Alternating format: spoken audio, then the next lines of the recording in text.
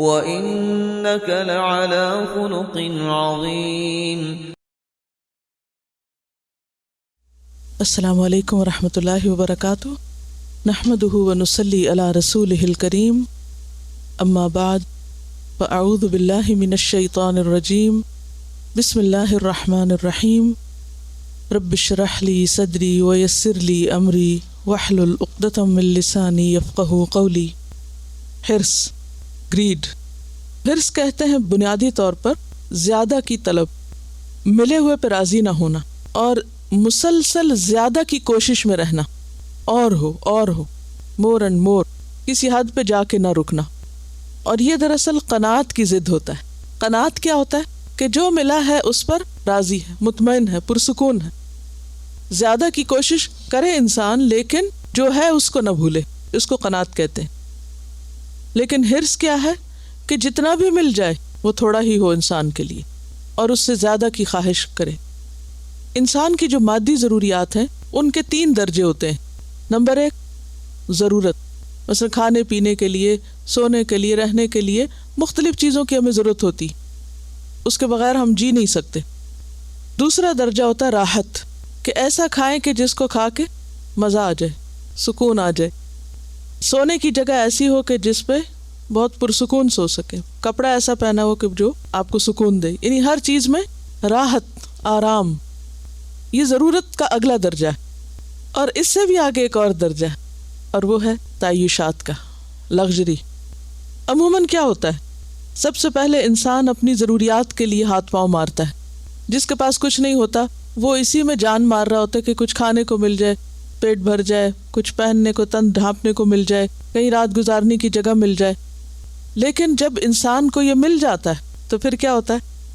وہ کہتا ہے تھوڑا سا اچھا ہو جائے، اچھے کی تلاش میں، بہتر ہو جائے۔ معمولی پکانے پہ راضی نہیں، معمولی پہننے پہ راضی نہیں، معمولی گھر پہ راضی نہیں۔ پھر انسان کیا کہتا ہے؟ تھوڑی سی ایفرٹ اور لگائے اور ان سب چیزوں کو عمدہ بنا لے۔ پھر اس کے بعد وہاں بھی نہیں رکتا، بھئی ایک سٹینڈرڈ کی ہر چیز ہو گئی، گزارا ہو رہا ہے، اور کمفرٹیبل گزارا، جسے ہم عام طور پہ کہتے ہیں نا کمفرٹیبل لیونگ، ٹھیک چل رہا ہے سب۔ اب کیا کرنا چاہیے جب آپ کمفرٹیبل لیونگ ہے آپ کے پاس؟ تو اب آپ توجہ فرمائیں، زندگی کے بلند مقاصد کے حصول کے لیے کوشش کریں۔ لیکن اب یہاں آ کر انسان کے پاس 2 چوائسز ہوتی، یا تو انسان ان ضروریات کے ساتھ آخرت کمانے کی فکر میں لگ جاتا ہے، یا پھر آخرت کو بھول کر مزید دنیا کی طلب میں لگ جاتا ہے۔ اور جب انسان عیش و عشرت میں پڑ جاتا ہے، جب اسے عیش و عشرت کی تلاش ہو جاتی ہے، تو پھر اس کی کوئی بھی حد نہیں، کوئی لمٹ ہی نہیں، کوئی اینڈ ہی نہیں۔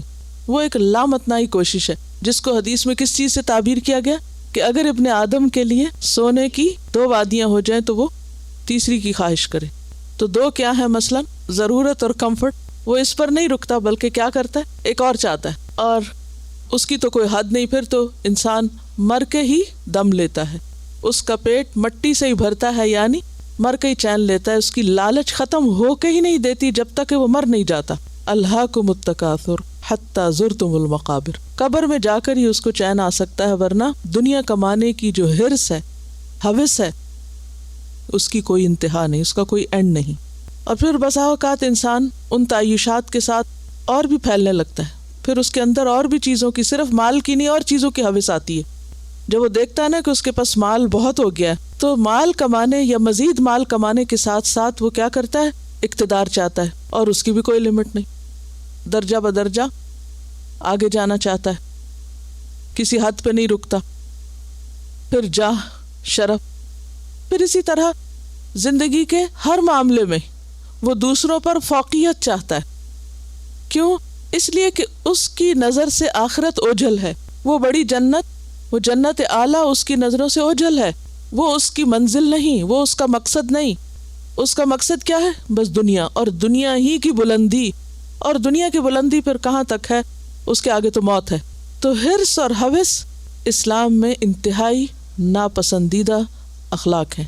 وہ انسان ناپسندیدہ کردار کے مالک ہیں جن کے اندر دنیا کی حرص پیدا ہو جائے اور جو کہیں ٹھنڈی ہو کر نہ رہے۔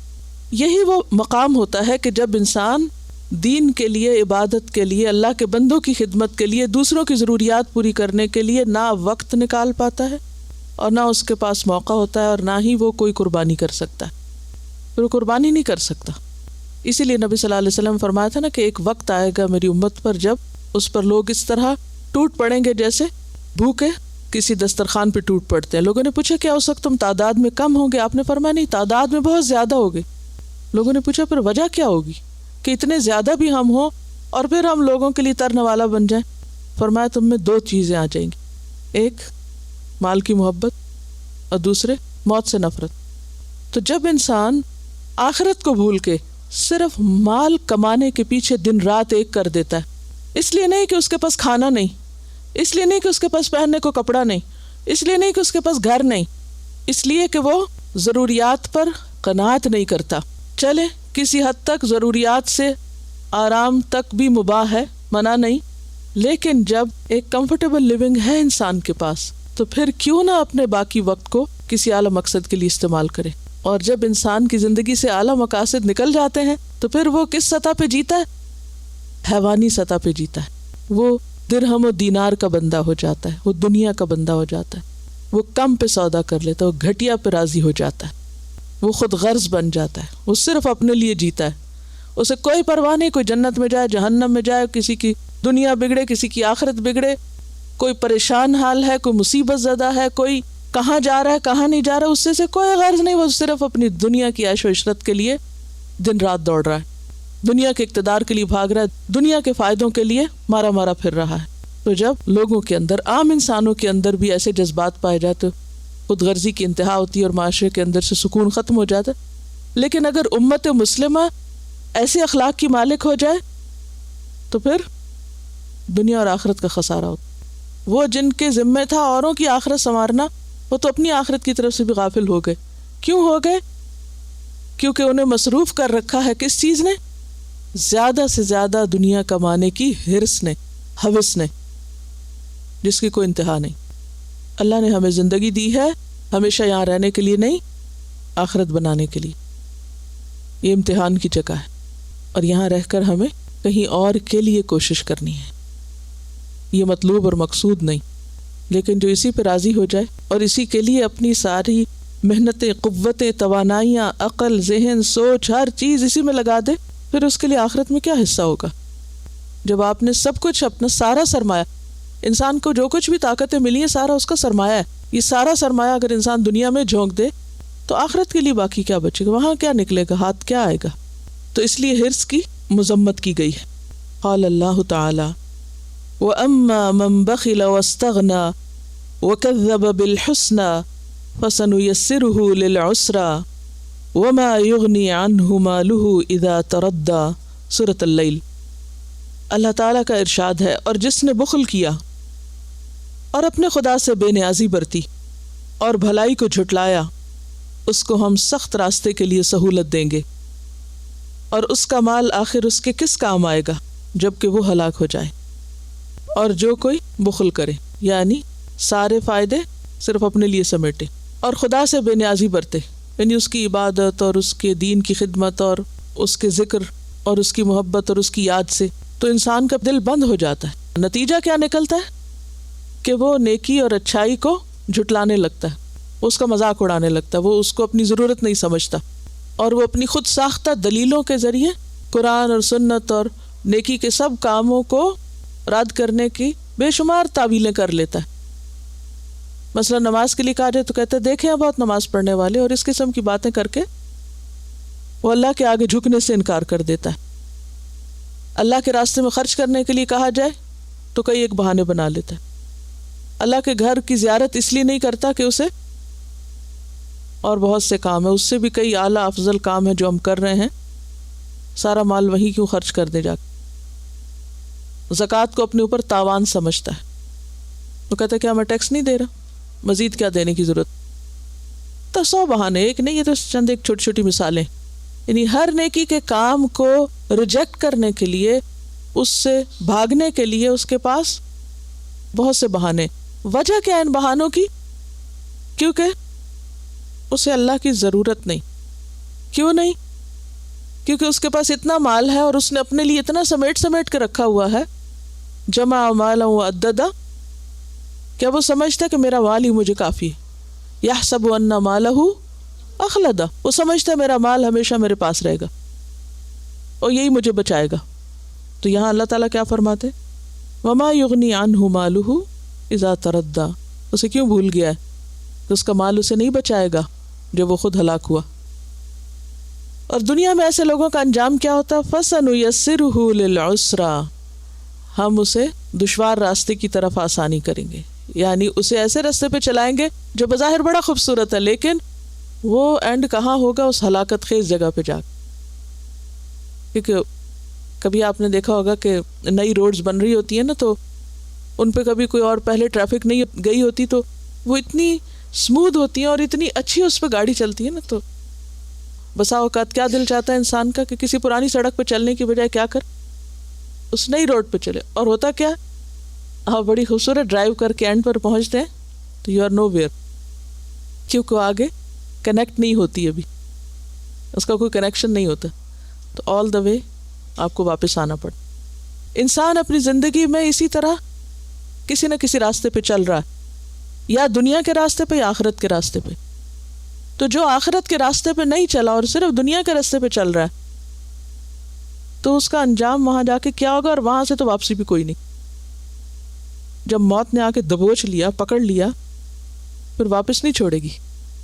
کیا وہ آ کے تلافی کرے انسان اور اپنی پرائرٹیز کو دوبارہ سے سیٹ کرے کہ اب اس کی پرائرٹی آخرت ہو اور دنیا نہ ہو.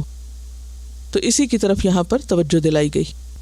قال اللہ تعالی الہاکم التکاثر حتی زرتم المقابر، سورۃ التکاثر.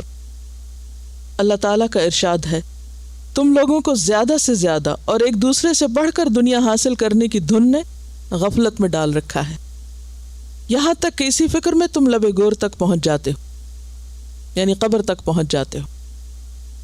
کامیاب انسان وہ ہے جس کا دل حرص سے پاک ہو، جو کم پہ راضی ہو جائے اور اللہ کی طرف بڑھنے میں زیادتی کا طالب ہو، زیادہ کوشش کرے.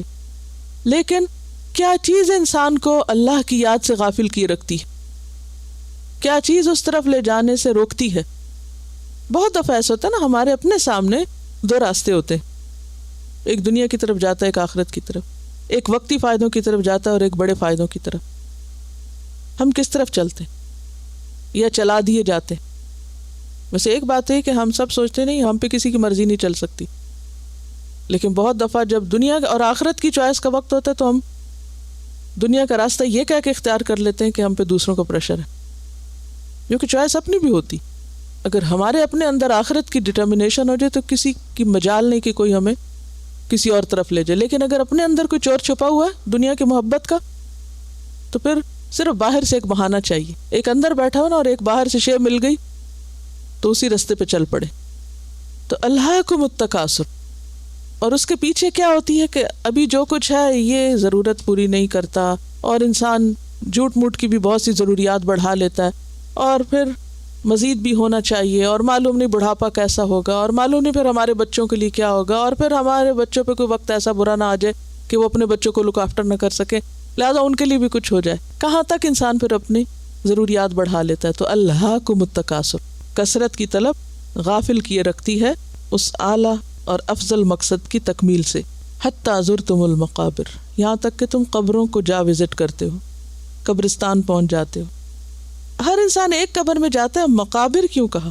یہاں تک کہ تم مقبروں کی زیارت کر لیتے ہو. اگر آپ کبھی قبرستان جائیں تو دیکھیں تو وہ بھی ایک بستی ہے نا، وہ بھی ایک شہر ہے، ہول سٹی، وہ بھی ایک دنیا ہے. وہاں بھی لوگ ساتھ ساتھ سو رہے ہیں، یعنی تم زندہ لوگوں کے شہر سے اٹھ کے قبر والوں کے شہر میں جا پہنچتے ہو، تم بھی انہی میں مل جاتے ہو. اور وہاں انسان خود نہیں پہنچتا نا، بہت سے لوگ ساتھ لے کے جاتے ہیں نا. کوئی بھی انسان خود تو اپنی قبر میں نہیں پہنچتا، کم از کم 2 لوگ تو چاہیے ہوتے ہیں، ایک شخص ایک کو نہیں ڈال سکتا، 2 لوگ چاہیے ہوتے ہیں اس کو نیچے اتارے. تو زر تم، مرنے والا تو جا ہی رہا ہوتا ہے، جو اسے لے کے جا رہے ہوتے ہیں نا وہ بھی بار بار زندگی میں یہ منظر دیکھتے ہیں کہ آج یہ جا رہا ہے، اس کو یہاں جگہ ملی، کل مجھے بھی یہیں آنا ہے. لیکن کتنی بار قبرستان دیکھ کے ہمیں یہ خیال آیا ہو کہ ہمارا بھی گھر یہی ہے. ہم سب اپنے دنیا کے گھر کے لیے کتنے فکر مند ہوتے ہیں. کئی لوگوں کو دیکھا ہے بلا وجہ صرف اس غم میں مبتلا رہتے ہیں کہ ان کا اپنا کوئی گھر نہیں، اور یہی فکر ان کو غمگین کیے رکھتی کیا کبھی ایسا غم ہمیں اپنی قبر کی زندگی کے بارے میں بھی ہوا، اس گھر کے بارے میں بھی ہوا کہ وہ کیسی ہوگی، وہ کتنی کشادہ ہوگی، وہ کتنی آرام دہ ہوگی، وہ کتنی خوبصورت ہوگی؟ انصاف کے ساتھ ہم اپنے آپ سے سوال کریں کہ جتنا فکر ہمیں اپنے دنیا کے گھر کے بارے میں ہے، کیا اس سے چوتھا حصہ فکر بھی کبھی ہمیں اپنی قبر کی زمین اور قبر کے گھر کے بارے میں ہوا کہ اس کا اندر کا منظر کیا ہوگا جب مجھے سب چھوڑ جائیں گے اور تنہا میں وہاں رہ جاؤں گا؟ کوئی غم کبھی ستایا ہمیں؟ کبھی یاد آئی اس کی؟ کبھی فکر لگی اس کی؟ کبھی کسی نے کہا کہ آج رات مجھے نیند نہیں آئی کیونکہ مجھے بہت ہی قبر یاد آتی رہی؟ زندگی میں کتنی راتیں ایسی گزری ہماری، کتنی بار سوچیں آتی ہوں گی کہ گھر نہیں ہمارے پاس، یا ہے بھی تو کمفرٹیبل نہیں۔ بعض لوگوں کے پاس اچھا بھلا گھر ہوتا ہے اور وہ اس میں بالکل پریشان رہتے ہیں، لیکن وہ ان کے معیار کا نہیں ہوتا، ہر وقت ان کو وہاں کوئی نہ کوئی خامی نظر آتی، پھر آگے پتہ نہیں کہاں جائیں گے، پھر آگے تو وہ آگے جانا ہے نا، جہاں مرضی بنا لے۔ تو حتی زرتم المقابر، پہنچنا تو وہاں ہے، گھر تو وہ ہے، جتنے دن وہاں رہنا ہے اتنے دن یہاں نہیں رہنا، محل بھی کھڑا کر لیں تو نہیں رہنا یہاں اتنے دن۔ لیکن سچی فکر اور سچا غم ہم میں سے کس کو ہے اس گھر کا کہ اس کے لیے ہم سنجیدگی کے ساتھ کوشش کرنے والے ہوں؟ تو عقل مند وہ ہے، کامیاب وہ ہے جو دنیا کی کم نعمتوں پہ راضی ہو کر آخرت کی زیادہ حرص میں لگ جائے، فوکس تبدیل کر دے، کیونکہ زیادہ کی تلاش تو ہے ہر انسان کے اندر۔ قبلہ کا رخ بدل لیں، دنیا کو پیچھے کر کے آخرت سامنے کر لیں اگر واقعی کامیابی چاہتے ہیں، اور آخرت کے لیے کوششیں صرف اسی وقت زیادہ ہو سکتی ہیں جب دنیا کی طرف سے ذرا دھیان ہٹے، تب زیادہ ہو سکتی ہیں وہاں کی کوشش۔ اگر سارا دن دنیا کے بارے میں سوچتے رہنے سے فرصت ہی نہ ملے تو آخرت کے لیے سوچا بھی کب جائے گا، اور کوشش تو پھر بہت بعد میں آتی، کرتے کرتے انسان عادی ہوتا ہے کسی بھی کام کے لیے کوشش کرنے کو۔ سبحانک اللہم و بحمدک، اشہد ان لا الہ الا انت، استغفرک و اتوب الیک۔ السلام علیکم و رحمۃ اللہ وبرکاتہ۔